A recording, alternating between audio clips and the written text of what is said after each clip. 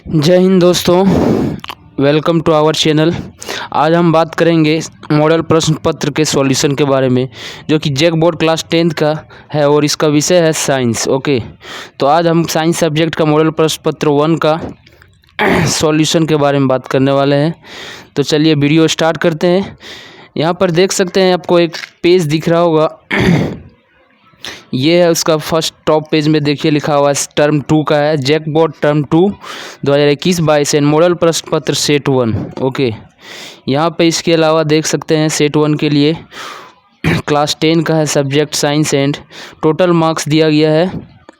Total marks 40 का है और 1.5 घंटा के लिए एग्ज़ाम, ठीक है, 1.5 घंटा का क्वेश्चन है। टोटल क्वेश्चन 19 है, यहाँ पे सॉल्व करेंगे, जिसमें कि 19 क्वेश्चन में से 1 से 7 तक के लिए 5 प्रश्न हैं, जिसमें कि किन्हीं 5 प्रश्नों का उत्तर देने के लिए 2 अंक मिलेंगे। उसके बाद 8 से 14 क्वेश्चन के लिए आपको 5 प्रश्नों का उत्तर देने हैं, उसमें से 3 अंक मिलेंगे। उसके बाद 15 से 19 तक के लिए भी किन्हीं 3 प्रश्नों का उत्तर दें, जिसमें कि आपको टोटल 5 अंक निर्धारित होंगे। ओके, तो इस तरह से। तो चलिए आते हैं हम क्वेश्चन आंसर पे। तो सबसे पहले आते हैं question number first. Question number first है हमारा, विद्युत आवेश का एसआई मात्रक लिखिए, एक इलेक्ट्रॉन पर कितने विद्युत आवेश होते हैं। ओके, तो इसका आंसर हो जाएगा नंबर 1 का आंसर। ये देखिए, कूलम आवेश मापने का एसआई मात्रक है और विद्युत आवेश का 1.6 इंटू 10 टू दी पावर है। ये क्या है, 10 to the power -19 coulomb. Okay, 1.6 into 10 to the power -19 coulomb है। ओके, ये फर्स्ट का आंसर हो गया। चलिए नेक्स्ट क्वेश्चन पे आते हैं। नेक्स्ट क्वेश्चन है, वोल्ट मीटर का प्रयोग कौन सी भौतिक राशि मापने में की जाती है। कौन सी भौतिक राशि मापने में इस विद्युत परिपथ में किस तरह का संयोजित किया जाता है। ओके, तो चलिए इसका फटाफट से आंसर देख लेते हैं। सेकेंड नंबर का आंसर आप देख सकते हैं, यहाँ पे विभवांतर को मापने के लिए प्रयोग किया जाता है। ओके, और वोल्ट मीटर की परिपथ में सदैव समांतर क्रम में लगाते हैं। ओके, ये इसका आंसर हो गया। अब आते हैं नेक्स्ट क्वेश्चन पे। नेक्स्ट क्वेश्चन है हमारा, एक ऐसे धातु का उदाहरण दीजिए जो कमरे के ताप पर द्रव अवस्था में पाया जाता है। थर्ड का आंसर चलिए देखते हैं। थर्ड का आंसर आपको यहाँ पर है, इसका आंसर होगा पारा। पारा एक ऐसा धातु है जो कमरे के ताप पर द्रव अवस्था में रहती है। ओके, नेक्स्ट क्वेश्चन है हमारा 4 नंबर पे आते हैं। एल्काइन का सामान्य सूत्र क्या है। एल्काइन का सामान्य सूत्र आप यहाँ देख सकते हैं 4 नंबर में, CnH2n-1, CnH2n-2। इस तरह से फॉर्मूला है ये एल्काइन का फॉर्मूला। ओके, चलिए आते हैं क्वेश्चन नंबर 5 पे। क्वेश्चन नंबर 5 दिया हुआ है। 5 में है कि मेंडल ने अपने प्रयोग के लिए किस पौधे को चुना। मेंडल ने अपने प्रयोग के लिए किस पौधे को चुना। इसका सही आंसर होगा, मेंडल ने अपने प्रयोग के लिए मटर के पौधे को चुना। नेक्स्ट क्वेश्चन में आते हैं, चलिए जल्दी से। क्वेश्चन नंबर 6 में, एक जैव निम्नीकरण पदार्थ का उदाहरण दे। इसका एक एग्जाम्पल देना है, तो इसका सीधा सा एग्जाम्पल हो जाएगा मानव निर्मित प्लास्टिक। ओके, अब आते हैं नेक्स्ट क्वेश्चन पे। 7 नंबर है, उत्पादक अपने ऊर्जा के लिए किस पर निर्भर होते हैं। क्वेश्चन नंबर 7 का आंसर हो जाएगा आपका, उत्पादक को प्रकाश, पानी और कार्बन डाइऑक्साइड की आवश्यकता होती है। ये इसका आंसर हो गया। चलिए क्वेश्चन नंबर 8 देख लेते हैं। 1 एम्पियर, यहाँ पर जो देख सकते हैं 1 एम्पियर की परिभाषा लिखिए। वो किसी परिपथ में धारा की गणना करें यदि 500 कूलम और 10 मिनट में इससे होकर गुजरता है। ओके, तो इसकी परिपथ की धारा गणना, परिपथ निकालना मतलब कि करंट निकालना। ओके, परिपथ की धारा निकालना, इसमें से ये दिया हुआ आपको आवेश दिया हुआ और टाइम दिया हुआ। चलिए इसका सॉल्यूशन देख लेते हैं। सबसे पहले एम्पियर की परिभाषा क्या होता है, तो यहाँ पे क्वेश्चन नंबर 8 का आंसर देख सकते हैं। एम्पियर एक विद्युत चालक में इलेक्ट्रॉन प्रवाह या धारा की दर को मापने की इकाई है। इसका आप न्यूमेरिकल आंसर देख सकते हैं, आवेश 500 कूलम, समय 10 मिनट। देन इसको सेकेंड में चेंज करेंगे, पहले ये 600 सेकेंड है। ओके, तो 600 सेकेंड में चेंज हो गया। उसके बाद इसको फॉर्मूला एक होता है कि आवेश बटा समय, तो 500/600 से आंसर आ जाएगा 0.83 एम्पियर। ओके, तो ये इसका आंसर हो गया 8 नंबर के लिए, जो कि बहुत ही आसान है। धारा का फॉर्मूला होता है विद्युत धारा। ओके, ये विद्युत धारा का एक फॉर्मूला है। ओके, ये विद्युत धारा का फॉर्मूला आवेश बटा समय से निकल जाएगा आसानी से आंसर 0.83 एम्पियर। ओके, तो ये हो गया आपका 8 नंबर का क्वेश्चन आंसर। 9 नंबर में है, 9 नंबर में आप देख सकते हैं 9 का ए नंबर, किसी ताप पर प्रतिरोध उनके अनुप्रस्थ काट के क्षेत्रफल में परिवर्तन के साथ किस प्रकार परिवर्तित होता है। ओके, इसका आंसर हम देख लेते हैं 9 का ए। इसका आंसर हो जाएगा प्रत्येक अनुप्रस्थ काट के क्षेत्रफल व्युत्क्रमानुपाती होते हैं। ओके, मतलब कि उसके ऑपोजिट होते हैं, इन्वर्स होते हैं। जब अनुप्रस्थ काट का क्षेत्र बढ़ता है तो प्रतिरोध कम हो जाता है, और इसके विपरीत मतलब क्या है, जब अनुप्रस्थ काट घटता है तो प्रतिरोध बढ़ जाता है। ओके, ये इसका हो गया 9 का ए का आंसर। क्वेश्चन नंबर 9 में बी में आते हैं, तो किसी चालक का प्रतिरोध किन कारकों पर निर्भर करता है। ओके, 9 का बी का आंसर हो जाएगा आपका 9 का बी का आंसर यहाँ पे आप है देख सकते हैं, एक चालक के क्रॉस सेक्शन क्षेत्र तथा कंडक्टर की लंबाई और इसकी प्रतिरोधकता पर निर्भर करती है। ओके, ये 9 का बी का आंसर हो गया।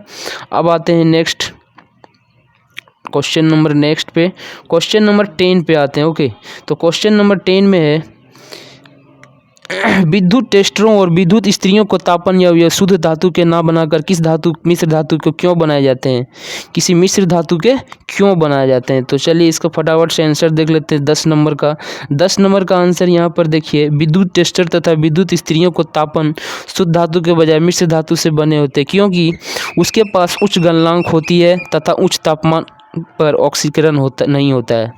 ओके, उच्च गलनांक होता है तथा उच्च तापमान पर ऑक्सीकरण नहीं होता है। ओके, ये इसका आंसर हो गया। चलिए आते हैं नेक्स्ट क्वेश्चन पे। क्वेश्चन नंबर 11, 3 पर्यावरण हितैषी अभ्यास लिखें। 3 पर्यावरण हितैषी अभ्यास लिखें। इसका सिंपल सा आंसर हो जाएगा 11 नंबर का, पेड़ लगाओ, जल संरक्षण करो एवं भोजन की बर्बादी बंद करो। ओके, ये हो गया इसके 3 पॉइंट्स। क्वेश्चन नंबर 12 है, समजात अंग से क्या समझते हैं, उदाहरण दीजिए। ओके, तो 12 नंबर का आंसर यहाँ देखिए, 12 नंबर का आंसर है वे अंग जिनकी शारीरिक संरचना समान होती है लेकिन कार्यों में भिन्न होता है समजातीय अंग कहलाते हैं। ओके, वैसे अंग जिनकी शारीरिक संरचना, शारीरिक बनावट समान होती है मगर कार्यों में भिन्न होता है समजातीय अंग कहलाते हैं। इसका एक उदाहरण है तिलचट्टे के मुंह के अंग। ओके दोस्तों, इसके तिलचट्टे के मुंह के अंग बनावट सेम होता है मगर कार्य भिन्न भिन्न होते हैं। ओके, अब आते हैं क्वेश्चन नंबर 13 पे, परितंत्र में अपमार्जकों की क्या भूमिका है। परितंत्र में अपमार्जकों की क्या भूमिका है। ओके, तो यहाँ पर आप देख सकते हैं आंसर लिखा हुआ है 13 नंबर में, एक पारिस्थितिक तंत्र के माध्यम से ऊर्जा के प्रवाह में अपमार्जक तत्व एक महत्वपूर्ण भूमिका निभाते हैं। वे मृत जीवों को सरल अकार्बनिक पदार्थों में तोड़ देता है जिससे प्राथमिक उत्पादकों को पोषक तत्व उपलब्ध हो जाता है। ये 13 नंबर का आंसर था, यहाँ पर आप देख लीजिए, ये है 13 नंबर का आंसर। ओके, अब आते हैं नेक्स्ट क्वेश्चन पे। Question number 14। Okay, question number 14 में समजातीय श्रेणी क्या है, उदाहरण के साथ बताइए। ओके, समजातीय श्रेणी क्या है, उदाहरण के साथ बताइए। देखिए यहाँ पे आंसर लिखा हुआ है क्लियर, एक समजातीय श्रृंखला कार्बनिक यौगिक की एक श्रृंखला है जिसमें कार्बन परमाणुओं की संख्या भिन्न होती है लेकिन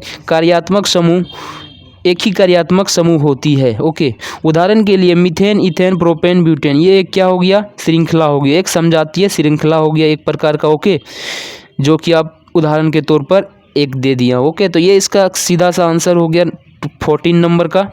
अब आते हैं 15 नंबर के क्वेश्चन पे। 15 नंबर का क्वेश्चन पे यहाँ पर देख सकते हैं 15 में लिखा हुआ है, श्रेणी क्रम संयोजन को परिभाषित करें। एक विद्युत परिपथ में 3 प्रतिरोधक जिनके प्रतिरोधक क्रमशः R1, R2 एंड R3 हैं तो श्रेणी क्रम में जोड़ा गया है। अगर इसको श्रेणी क्रम में जोड़ा जाए मतलब सीरीज, कनेक्टेड इन सीरीज, अगर सीरीज के तौर पे कनेक्टेड है तो derive the expression for the equivalent resistance of electric circuit, तो विद्युत परिपथ का तुल्य प्रतिरोध का व्यंजक प्राप्त कीजिए। तो 15 नंबर का आंसर यहाँ पर देख सकते हैं, क्लियर आपको मिल जाएगा 15 नंबर का। देखिए यहाँ नीचे लिखा हुआ है, जब 2 या 2 से अधिक प्रतिरोधक एक सिरे से दूसरे सिरे तक लगातार जुड़े होते हैं तो उन्हें श्रेणी क्रम संयोजन कहते हैं। ओके, और इसका जो न्यूमेरिकल क्वेश्चन था उसका नीचे आंसर है V = V1 + V2 + V3। Okay, अगर सीरीज में कनेक्टेड हो तो ओके, तो इस तरह से लगातार V1 = V + V = 3 हो जाता है, सब इक्वल होता है तो जोड़ देना है। उसके बाद उसका फॉर्मूला देखिए नीचे यहाँ पर यहाँ पर जो है दूसरा नंबर में भी इक्वल टू आई आर होता है, इसीलिए आई आर लिखा हुआ है, भी equal to I R and I R. Okay, फिर लास्ट में आई को कॉमन ले लेना है, यहाँ पे कॉमन ले लिया, आई को बाहर निकाल दिया है। उसके बाद आई जो है इसमें इधर ले आए, इक्वल टू के इधर ले आ जाएगा। और उसके बाद दोस्तों आर इक्वल टू क्या हो जाएगा, R1 plus R2 plus R3। Okay, क्योंकि दोस्तों ये जो भी आई है, भी बटा आई इक्वल टू आर होता है। ओके, तो यहाँ भी वाई, इसीलिए यहाँ पे R equal to R1 plus R2 plus R3 हो गया। ओके, तो ये न्यूमेरिकल सॉल्यूशन था 15 नंबर का। अब आते हैं क्वेश्चन नंबर 16 पे। 16 पे यहाँ पे क्वेश्चन देख सकते हैं, एक परिपथ दिया गया, विद्युत परिपथ, जिसमें R1 R2 है और ये जो कनेक्टेड है पैरेलल कनेक्टेड। ओके, ये समांतर में कनेक्टेड है। तो यहाँ पर देख सकते हैं 3 रेसिस्टेंस दिए हुए, 3 प्रतिरोधक दिए हुए, एक रेसिस्टेंस R है, दूसरा 2 है और R3 तीसरा रेसिस्टेंस है। सबका रेसिस्टेंस का वैल्यू दिया हुआ है इस तरह से। यहाँ पर 3 ठो क्वेश्चन पूछेंगे, question number A N B and C। तो सबसे पहले परिपथ का कुल प्रतिरोध निकालिए, कुल प्रतिरोध मतलब टोटल रेसिस्टेंस निकालिए। पहला नंबर क्वेश्चन में पूछ रहा है आपको टोटल रेसिस्टेंस निकालना है। बी नंबर में परिपथ में प्रवाहित कुल विद्युत धारा निकालिए, मतलब करंट निकालना है। सी नंबर में प्रत्येक प्रतिरोध से परिवाहित विद्युत धारा परिकलित कीजिए। तो नंबर ए देखते हैं परिपथ का कुल प्रतिरोध क्या होता है। तो चलिए 16 का नंबर 1 क्वेश्चन ए देख लेते हैं। तो ए में यहाँ पर देख लिए सिंपल है, 1/RP, 1/RP equal to 1/5 plus 1/10 plus 1/30 करके जोड़ दीजिएगा। उसके बाद जो इसका हमारा 30 एलसीएम आएगा, एलसीएम 30 आने से उसके बाद जो आप जोड़ते हैं, सिंपल जोड़ने का जो है भिन्न का जोड़ते हैं, जोड़ देने पर 10/30 हुआ। तो 1/RP को अगर RP ऊपर ले जाएंगे तो ये क्या हो जाएगा, 10/30 भी 30/10 में पलट जाएगा। ओके, ये 1/RP को पलटने से 10/30 भी पलट जाएगा और आंसर हो जाएगा 3 ओम। ओके, 3 ओम, इसको बोलते हैं ओम। ठीक है, तो ये हो गया 3 ओम। अब आते हैं क्वेश्चन नंबर बी पे। बी में क्या है, हमको निकालना है करंट। करंट के लिए देखिए एक फॉर्मूला होता है कि V equal to I R. ये फॉर्मूला हमको पता है कि V equal to I R होता है। उसमें V क्या है, V वोल्टेज है, I क्या है, करंट है, R जो है रेसिस्टेंस है, जिसको प्रतिरोधी बोलते हैं। ओके, तो हमको करंट निकालना है कुल, दूसरे नंबर में करंट निकालना है, इसीलिए I जो है इधर आ जाएगा, I मीन्स करंट इधर आ जाएगा, बाकी V/R करेंगे एंड V का 12 और R जो हम यहाँ पर निकाले हैं 3 ओम, उसको बाय में 12/3 क्या हो जाएगा, 4 एम्पियर। ओके, तो बी का ये हो गया। सी नंबर का क्वेश्चन में है अलग अलग से हमको करंट निकालना है, इसीलिए अलग अलग हमको आई निकाल दिए। पहले 5 ओम प्रतिरोधी का 5 ओम रेसिस्टेंस का हमको आई निकाल लेंगे। तो इस तरह से 12/5 करके 2.4 एम्पियर हो जाएगा। और फिर दूसरे 10 ओम के लिए 10 ओम प्रतिरोधी के लिए करंट निकालेंगे, तो इस तरह से 12/10 करके 1.2 एम्पियर हो जाएगा। और उसी तरह से 30 ओम प्रतिरोधी के लिए करंट कितना हो जाएगा, V/R equal to 12/30 and answer हो जाएगा 0.4 एम्पियर। ओके, तो इस तरह से हम अलग अलग इसका तीनों का करंट निकाल लिए। तो ये था ABC का सॉल्यूशन 16 नंबर का। अब आते हैं क्वेश्चन नंबर 18 पे। ओके, क्वेश्चन नंबर 17 का देख सकते हैं क्वेश्चन, धातु और अधातु में रासायनिक गुणों के आधार पर अंतर स्पष्ट कीजिए। ओके, तो रासायनिक गुणों पे अंतर स्पष्ट करना, यहाँ देख सकते हैं 17 नंबर का आंसर सीधा लिखा हुआ है। 17 नंबर पे आते हैं, यहाँ पे देखिए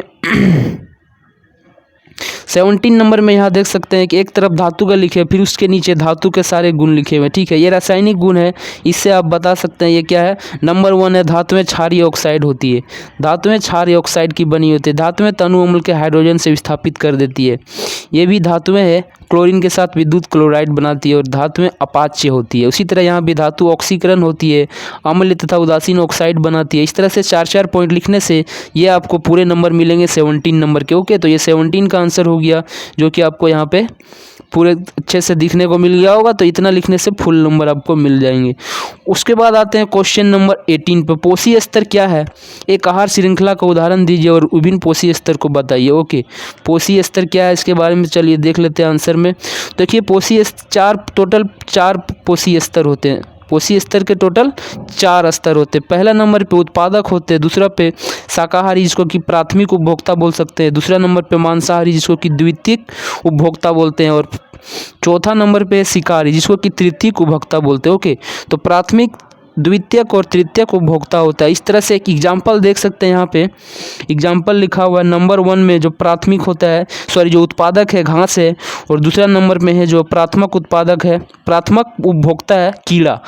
तीसरे नंबर पे मेढक है जो द्वितीय उपभोक्ता है, और सर्प जो है तृतीय उपभोक्ता है। ओके, तो इस तरह से एक श्रेणी जो मिल गया, पोषी स्तर का एक एग्जाम्पल भी हो गया। ओके, ये पोषी स्तर का एक एग्जाम्पल यहाँ पर दिखा दिया विथ फिगर, आप समझ सकते हैं।